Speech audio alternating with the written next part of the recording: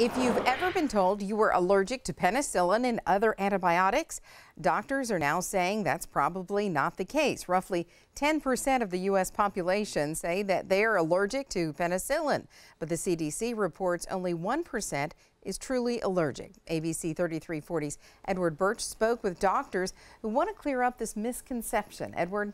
Brenda, the bottom line, 99% of people who think they are allergic are actually not. Doctors say the reactions that people may see when taking antibiotics are likely from the virus or infection itself. Doctors say the misconception leads to many people to avoid antibiotics altogether.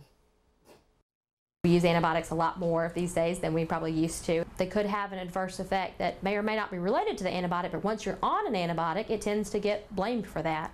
Dr. Sunana Argo is an allergist with the Alabama Allergy and Asthma Center. The family history doesn't necessarily mean that you're necessarily susceptible. Argo says for the 1% that are truly allergic to penicillin, your risk of outgrowing it increases every year so that you haven't had it.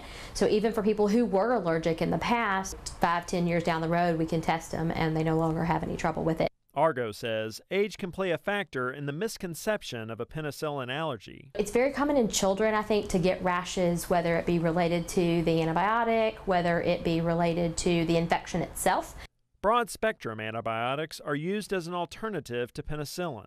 These are antibiotics considered unnecessary and can increase healthcare costs. So if we're not able to use our traditional antibiotics that tend to work, that creates a problem for both the patients and us as healthcare providers. Ultimately, getting tested can clear the air. A majority of times we're able to come in, do some testing, do a test challenge to the product in the office, and they do great. And some of the characteristics of a penicillin allergy include a reaction immediately or within 1 hour of taking the medication, multiple hives and rashes, along with wheezing and shortness of breath.